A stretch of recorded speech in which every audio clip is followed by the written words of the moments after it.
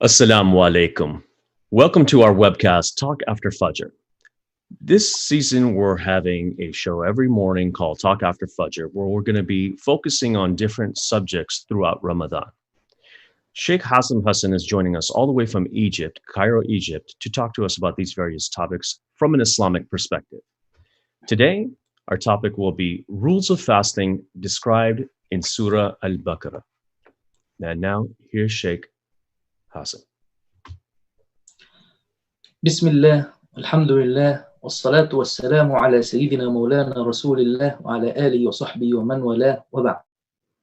In the name of Allah, and best prayer and most perfect peace be on the messenger of Allah. And then, today inshallah, we will talk about a topic in the title of Rules of Fasting described in Surah Al Baqarah, specifically in 3 verses, number 183, 184, and 185. Allah subhanahu wa ta'ala has said in the first verse of them, يا أيها الذين آمنوا كتب عليكم الصيام كما كتب على الذين من قبلكم لعلكم تتقون. O you who believe, fasting was recommended for you as it was recommended for who before you, that you may have taqwa, you may be righteous. So the fasting is not only for Muslims but also for the previous nations, and the main target or main goal or main purpose of fasting is to have taqwa. For this meaning, the Prophet, peace be upon him, said, O adults, يا معشر الشباب, من استطاع منكم الباءة فليتزوج. Among you, whoever can be married, he shall be married. He should be married. And who can't be married, he should be fasting, because fasting is a strong treatment for a strong desire. If you can fight your desire, you may have taqwa. So fasting is helping you to get taqwa. So Allah subhanahu wa ta'ala mentioned in the end of this verse, as a result, لعلكم تتقون, that you may have be righteous, you may have taqwa. أياما معدودة. This is the second verse, verse number 184. أياما معدودات, a specified number of days. So it's not too long period of time, just a little period of time, just 3 days or less, 30 days or less, 30 days or 29 days, specified number of time. أياما معدودة. فمن كان منكم مريضا أو على سفر فعدة من أيام أخر.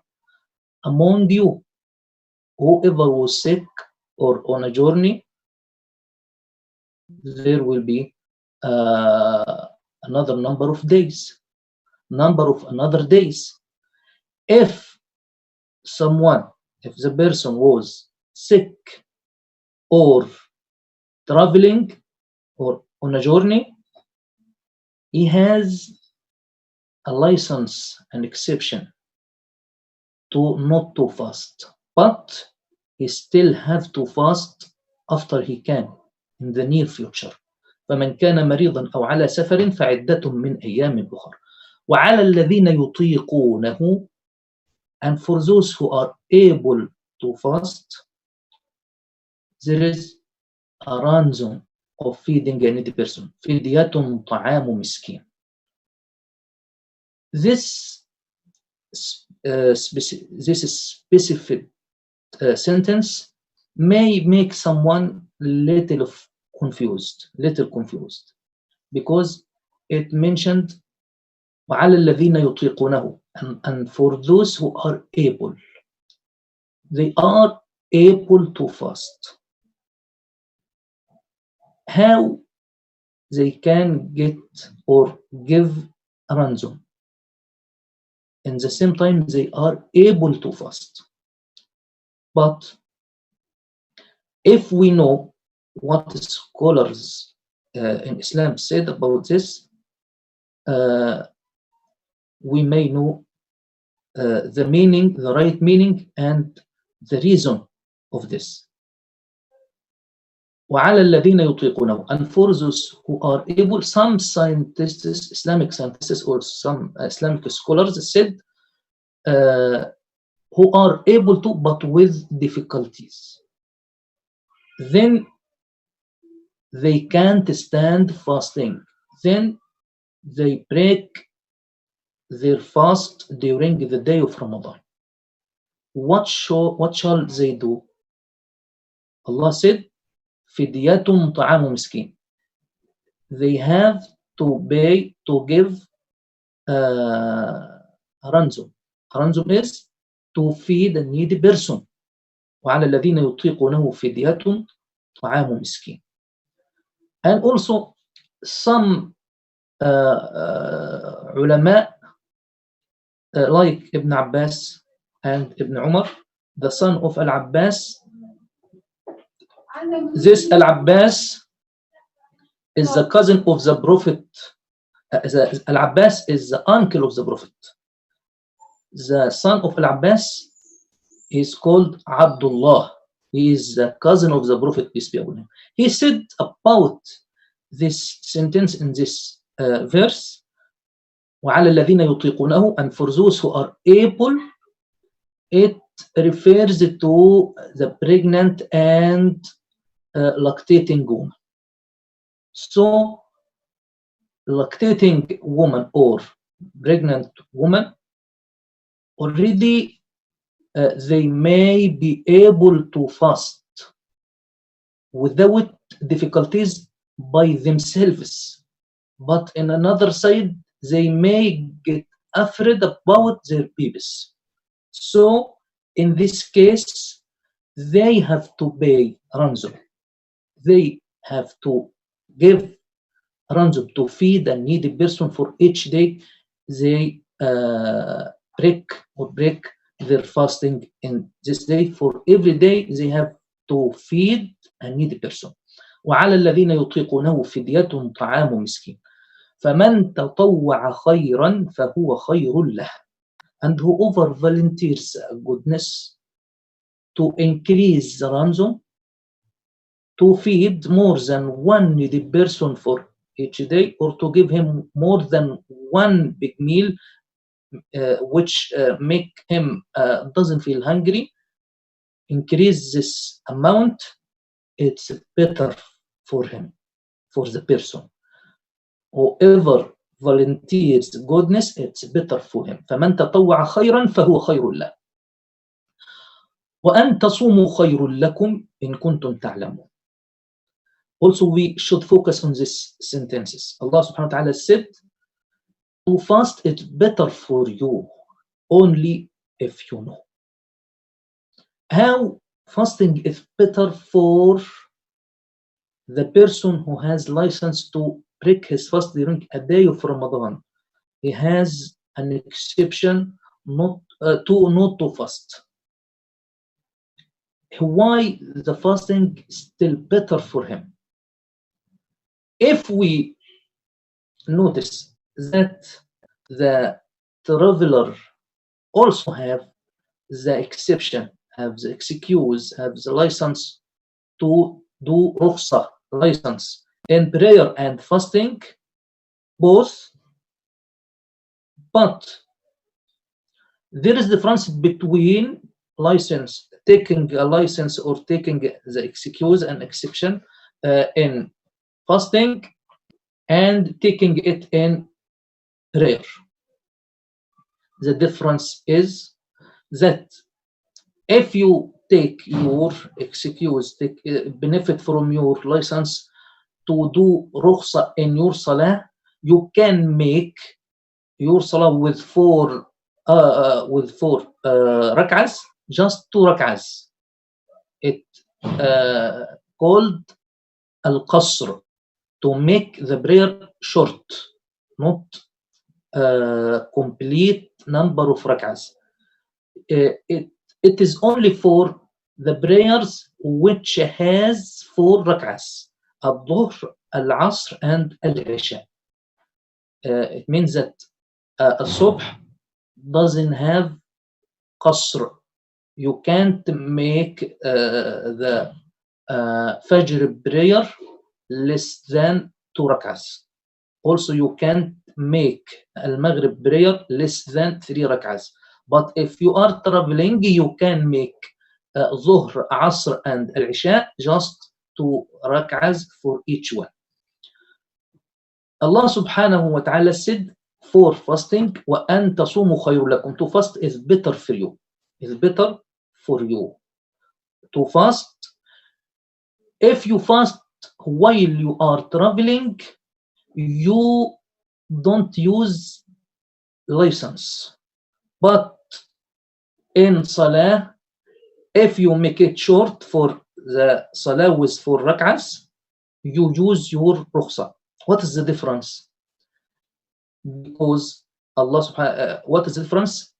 Which will be the reason because of Allah said to fast is better for you.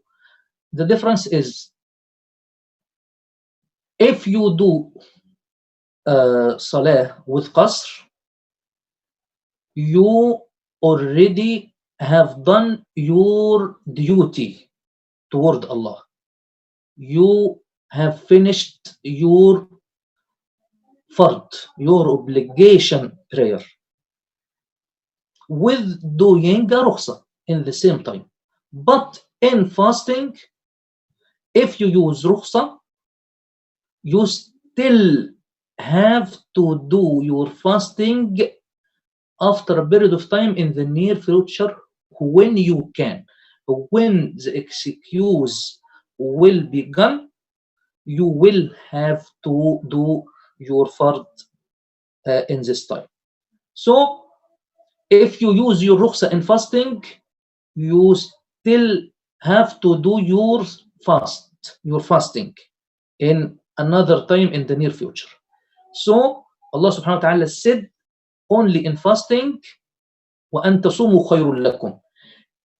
It means if you don't use your exception, if you can fast during your traveling, it's better for you only if you know. وَأَن تَصُومُوا خَيْرٌ لَكُمْ إِن كُنتُمْ تَعْلَمُونَ. What is this period of time? What is this days when we shall we fast? This period of time, it is the Ramadan month. So Allah subhanahu wa ta'ala said, شهر رمضان الذي أنزل فيه القرآن. Ramadan is the month which is the Quran was revealed in. The Quran was revealed in Ramadan month as هدى للناس, a guidance for people.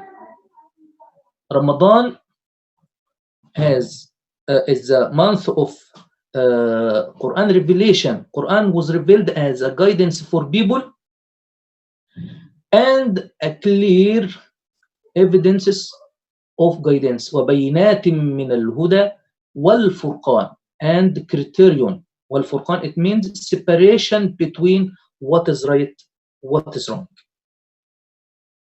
فمن شهد منكم الشهر فليصم. Among you, whoever witnesses this month or attend this month shall fast it. فمن شهد منكم الشهر فليصم. ومن كان مريضا أو على سفر فعدة من أيام أخر.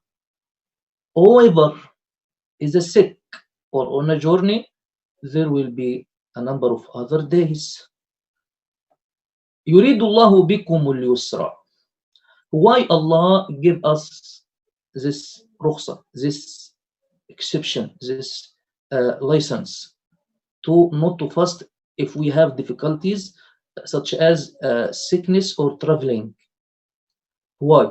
Allah subhanahu wa ta'ala said, يُرِيدُ اللَّهُ بِكُمُ الْيُسْرَ وَلَا يُرِيدُ بِكُمُ الْعُسْرَ. Allah desires eases or easiness for you and doesn't desire hardship for you. Also, why Allah wants to do easiness for us and doesn't want to do hardship for us? Allah said, وَلِتُكْمِلُوا الْعِدَّةَ. They may be able to complete the number of days you should fast. Then وَلِتُكَبِّرُوا اللَّهَ عَلَى مَا هَدَاكُمْ.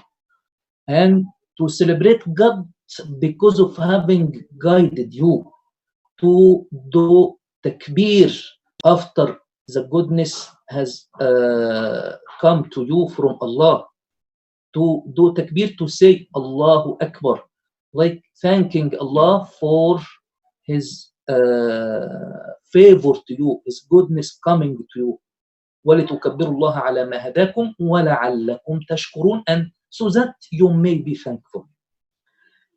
This was a quick look on the 3 verses related to rules of fasting in the Surah of Al Baqarah. And now let's move to the main point, the main idea in our lesson today, which is the rules we can take from these verses. These rules are related to pregnant and lactating women, also related to the traveling or sick person. Pregnant and lactating woman is the same rule, and traveling person has his own rule, and the sick person also has his own rule. So we have 3 rules. One related to pregnant and lactating woman, and the second related to the traveling person, and the last one related to the sick person. For the pregnant or lactating woman, each one of them has 2 cases. The first is to be afraid about herself, even she is still afraid also about her baby or not. The main point here is to be afraid about her health. She can't stand fasting. This is the main idea. And the second case is to be afraid only about her baby. It means that he still stand fasting. He can do fasting, but she only fear of her baby. If he is pregnant woman, she may think that her baby may be suffering during the whole day when she is fasting. If she is lactating woman, she may think that if she fast, her fasting may harm his baby because of not giving him the enough amount of milk her baby needs. So we should focus in the difference between 2 cases. If he is afraid about herself, or not afraid about herself but afraid about her baby. If he is afraid about herself, she only have to fast another day. If she is afraid about herself, she may think that her health can't stand fasting. She only need to fast another days in the near future. She doesn't need to give a ransom for every day. only if she is afraid about herself. If she is afraid about her baby, there will be an extra thing, which is beside he has to fast another day, also he has to pay. He has to give ransom to feed a needy person. What is the wisdom from that? The wisdom is, if he is fearing about herself, she looks like the sick person. So the sick person only has to fast another days when he get recovery in the near future, inshallah. But if she is only afraid about her baby, by herself she stand fasting. So because of able of fasting of her, she has give a ransom. And this point may help us to understand what Allah said, وَعَلَى الَّذِينَ يُطِيقُونَهُ فِدْيَةٌ طَعَامُ مِسْكِينٍ. And for those who are able, there is a ransom feeding the person.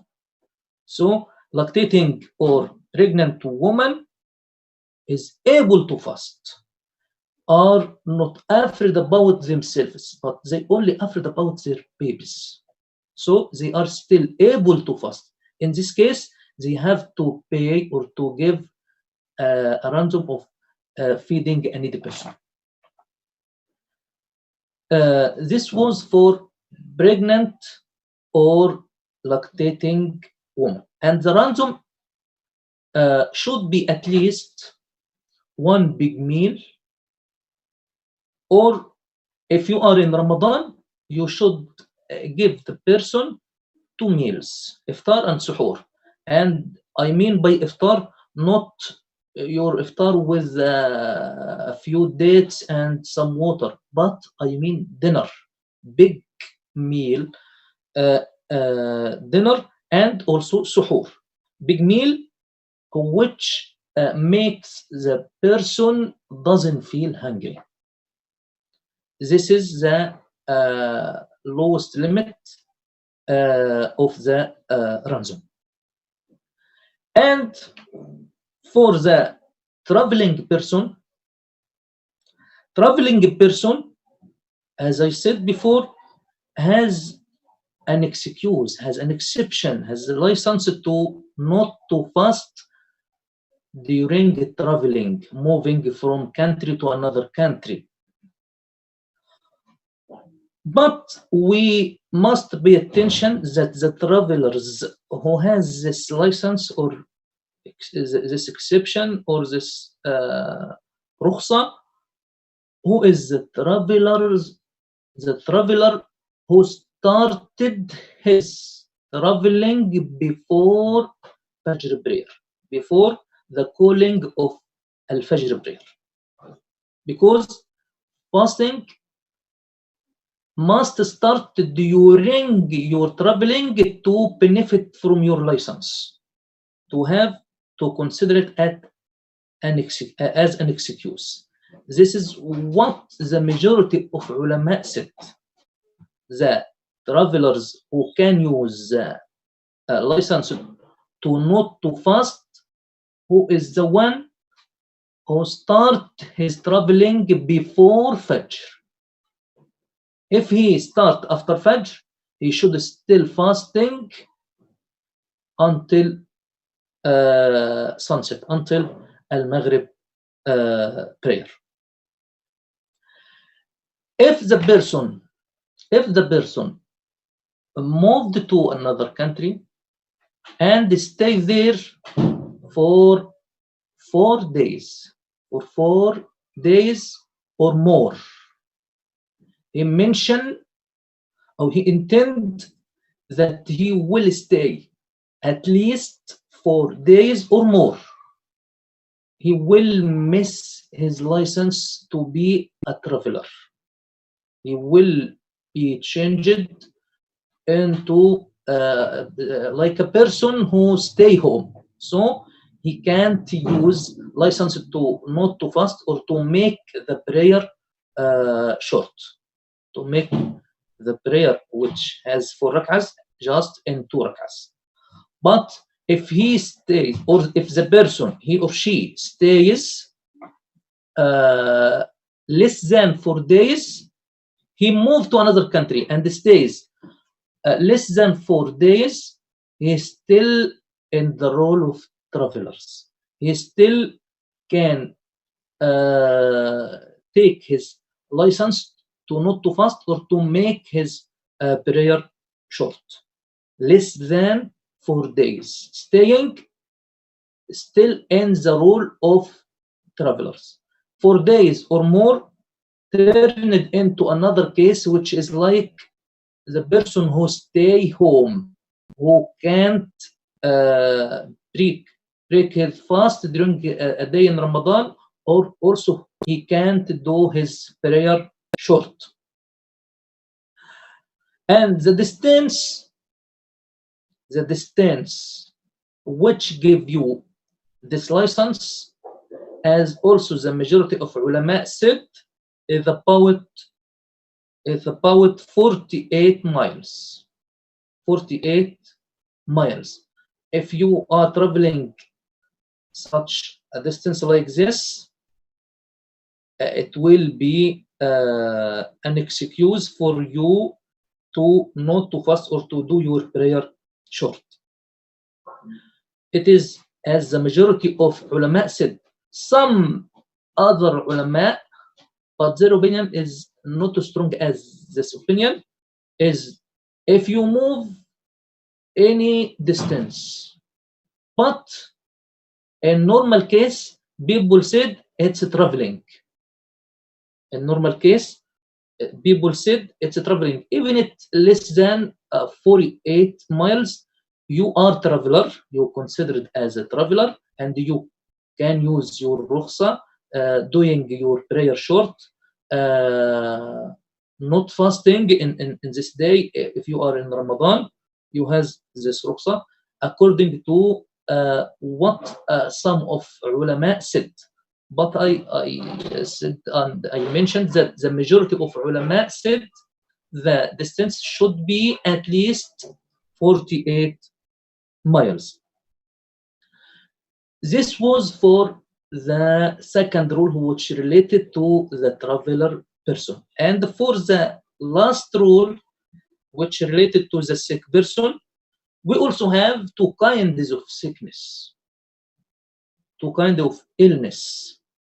The first is the continuous sickness, which the person doesn't think that he may get recovery, like sugar, like pressure, like some diseases, like the person need to get his treatment or his or her medicine in specified times a day, maybe 3 times a day, 4 times a day, 2 times a day. He can't be he can't be healthy without taking this medicine in these periods of time.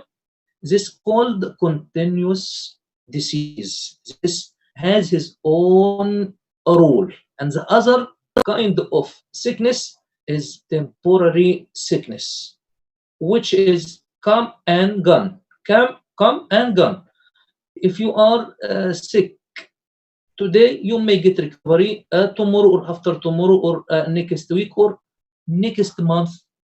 But you think that your sickness is temporary, and inshallah you will get recovery in the future, inshallah. This is another case. For this case, he can't request from the sick person who doesn't recovery soon. We can't request from him to do fasting in another days, because he doesn't think that he may get recovery this in this continuous disease. So he just need to pay. He just need to give a ransom, which is to feed a needy person, and Ramadan 2 meals. And after Ramadan, I think one big meal is enough for each day, for every day, to give him a lunch or a dinner. But big meal make him doesn't feel hungry, makes the person doesn't feel hungry. So the sick person who is in continuous sickness, he only has to give a ransom for every day.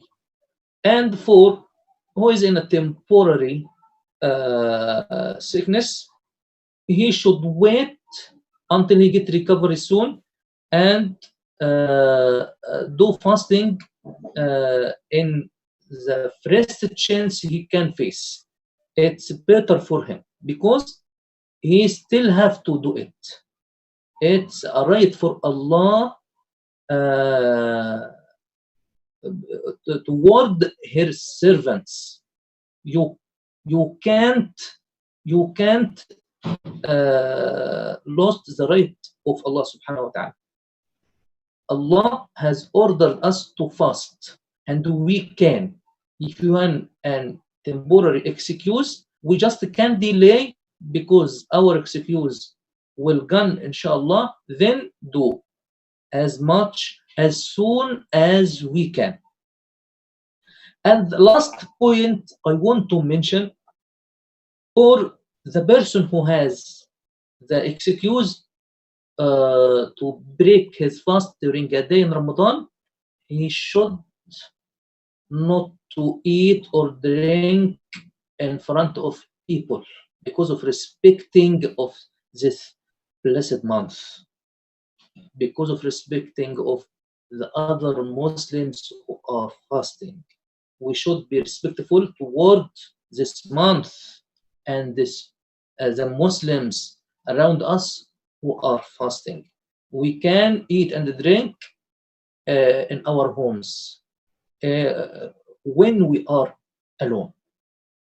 By this point, I have finished my lesson today, and the rules I wanted to talk about, which were about pregnant or lactating woman, the traveling or sick person, and some rules related to them.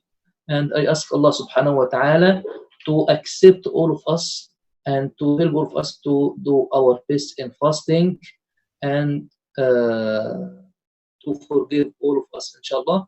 And waiting for your question if there is a question. And assalamu alaikum wa rahmatullahi wa barakatuh. Zar? Yes, you're clear to ask your question, Dr. Rajali. Yeah, Sheikh. Jazakumullah khair, ya Sheikh. I have one question. Yes, question about traveling. Let's say, for example, I am in San Francisco and I'm traveling to New York. I have made my suhoor in San Francisco, but my flight will leave in the night in New York. What time should I do my iftar? San Francisco or New York? Because now I am in between, I'm traveling.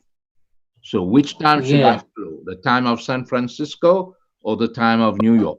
If you can elaborate on that. I understand your question.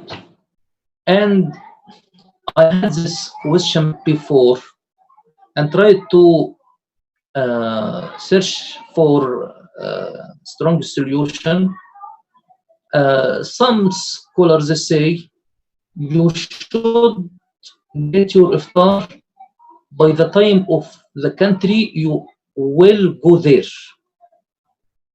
and the other say by the time of the country you came from, and other says you can get your iftar during the country the sunset achieve you while even you still in the sky, in the plane, such as you move above another country between, and Al-Maghrib came in this time. If you can manage this, you can get your iftar. But for my opinion, especially to be in the safe side, make your iftar in the country you will go there, inshallah, to be in the safe side. Jazakallah. Assalamu alaikum, Sheikh. We have a couple of questions here. You did define fidya, which is a religious donation of money or food. When should the fidya be paid? You gave some different examples for the pregnant woman, which could naturally be paid before Ramadan. But when should the fidya be paid by for somebody who is trying to travel and is not able to fast, or the other examples that you had made? It's better to pay after breaking your fasting, because before you break your fast, you are not requested to do anything, because you have I think I want to say you have no mistakes yet, so you don't have to pay for your breaking your fasting. But if you pay before, it's okay, according to what some ulama said. The best way is day by day. I broke my fast today, so I should pay for this day, and tomorrow I will pay again for tomorrow. But if I paid for the 30 days one time in the first day of Ramadan, it's okay. If it is before Ramadan, also it's okay. So it's not big problem for this, inshallah. The important thing to pay for the days you have break your fast in them. Sure.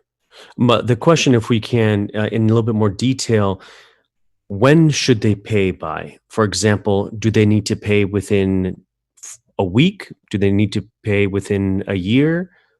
What's the time limit they should pay by? You should pay attention that fidya related to fasting in Ramadan, only in Ramadan. So you only have 30 days maximum, maybe 29. So you don't have to pay for a year. Or you mean that you want to pay for the next Ramadan in the next year? If you mean this, I think it's not acceptable. You may give sadaqah as much as you can, but for this reason, you may get Ramadan. You should get yourself in Ramadan, or you may get closer to Ramadan, because you are feeling that you, inshallah, achieve this Ramadan. But you may think that you are not able to fast, so you pay for this reason. It's okay. But next Ramadan, inshallah, if you're still alive to next Ramadan, do. If you want to give anything now, give what you want, but in another intention, which is giving charity, or helping poor people, or giving sadaqah, or zakat mal, or something like this. I see. So just to recap, if you need to pay fidya, then you should do it within the time of Ramadan, not wait till months after. Excellent. Yeah. But if you waited, it's no problem. But you should get it quickly as much as you can, because it is a right of Allah, and the right of Allah we have to do it before the right of anyone else. Thank you. I have one other question that came in. It says, when you say sick, do you mental or physical? You mentioned physical. Can you explain this in more detail? Yeah, doesn't matter mental or physical, but the rule is the person can't stand fasting because of his sickness. Maybe some mental disease makes the person totally is not requested to do worship. If his mind has gone, he is unresponsible for himself. So we can't request from him to do fasting. But if he still have his mind, he can control himself, but he suffer kind of this disease. He should, if he stand fasting, he should fast. If he doesn't stand fasting, he has the excuse. And for the physical disease, it's more clear because he may harm his body by fasting. And for both, also, if there is a medicine in a specific time, and